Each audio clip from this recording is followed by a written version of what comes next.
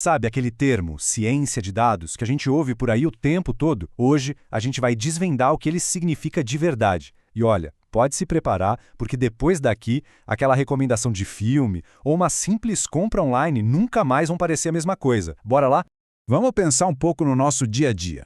Cada curtida numa postagem, cada vídeo que a gente assiste, até mesmo quando passamos o cartão no ônibus, tudo isso, por mais bobo que pareça, deixa um rastro digital, uma pegada.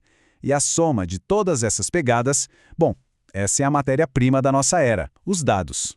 Aí é que vem a grande pergunta, né? Será que toda essa montanha de informação que a gente gera é só barulho? Um monte de coisa solta, sem sentido? E se cada um desses rastros for, na verdade, uma pista?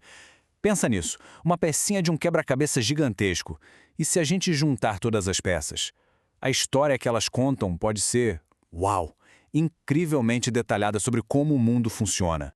É exatamente aí que a ciência de dados entra em jogo. A missão dela é justamente essa: encontrar o sinal, a informação que importa no meio de todo esse ruído. Imagina só, é como uma escada. Lá embaixo a gente tem os dados brutos, a matéria-prima, sabe? Meio caótico. Aí a gente vai subindo, organizando, analisando e, de repente, aquilo vira informação, já com contexto. E no topo, é quando essa informação bem trabalhada se transforma em poder, o poder de tomar uma decisão inteligente. Se a gente tivesse que resumir tudo numa frase só, seria essa: a ciência de dados é basicamente a ponte. De um lado, uma montanha de dados. Do outro, respostas. Respostas claras para problemas do mundo real. Mas como se constrói essa ponte? Bom, não é mágica. Existe um método, um processo bem rigoroso, que parece muito, mas muito mesmo, com uma investigação policial. É o método do detetive. Então, o cientista de dados é o nosso detetive moderno. O trabalho dele não é só ficar olhando para número, não. É interrogar os dados, sabe? Apertar eles para descobrir o que está acontecendo de verdade, encontrar padrões que ninguém vê, ou até perceber quando algo está esquisito, fora do normal. E como toda boa investigação, existe um passo a passo. Essa jornada de pegar um dado bruto e transformar em algo útil pode ser dividida em 5 etapas principais, da coleta das pistas até a decisão final. Ok, primeiro passo, a coleta. É tipo juntar as pistas. E elas vêm de todo lugar, viu? Planilhas, redes sociais, sensores, tudo vale. Aí vem a segunda parte, que é arrumar a casa. Essa parte não tem glamour, mas é talvez a mais importante de todas, a limpeza. Porque, olha, os dados do mundo real são uma bagunça, cheios de erro, informação faltando. Se não arrumar essa bagunça direito, toda a investigação pode ir por água abaixo, baseada em pista falsa.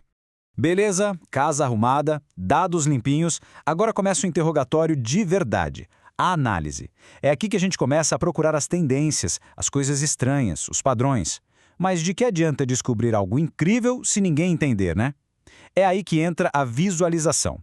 Ela é a arte de transformar um monte de número complicado em uma história clara que todo mundo consegue entender.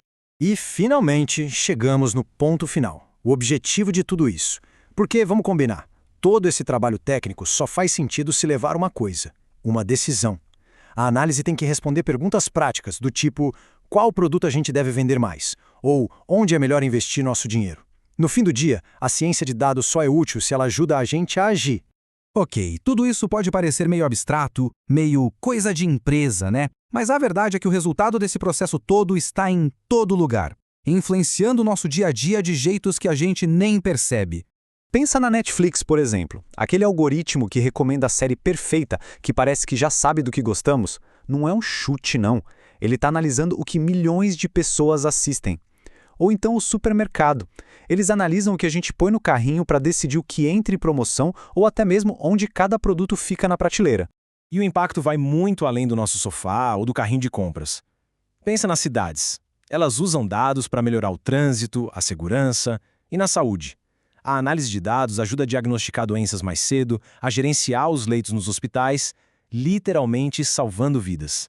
Bom, tudo isso é incrível, né? Mas tem uma palavrinha que geralmente assusta todo mundo quando se fala nisso: programação. Vamos encarar de frente o que talvez seja a maior barreira, que na verdade é só imaginária para quem pensa em se aproximar dessa área. Essa é a pergunta de $1 milhão, né? Preciso ser um gênio da programação para começar? Essa ideia de que tem que ser um expert em computação acaba afastando muita gente boa e curiosa. E a resposta é um sonoro e aliviado não. Pensa assim, a programação é uma ferramenta super poderosa, tipo a faca de um chefe de cozinha. Mas não é por onde se começa. Antes de sequer pensar em código, o que importa mesmo é saber pensar de forma lógica, ir fundo para entender a raiz de um problema e, mais importante que tudo, ser uma pessoa curiosa. Então, no fim das contas, a gente está falando de algo muito maior do que uma profissão. É, na verdade, uma nova forma de pensar sobre o mundo. Então, para a gente fechar a ideia, a ciência de dados está em toda parte. Ela é o processo de pegar os registros do mundo real e transformar em informação útil. Para quê?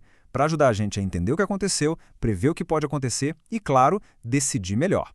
Isso vale para tudo, desde o filme que a gente vai ver até a gestão da nossa cidade. Isso tudo deixa a gente com uma última reflexão, né? A gente já tem as ferramentas, que são incríveis para encontrar respostas. A grande questão agora é: quais são as próximas perguntas que a gente vai fazer? Pensa só, quantos outros mistérios sobre o nosso mundo estão aí, agora mesmo, escondidos nos dados, só esperando alguém curioso o suficiente para fazer a pergunta certa?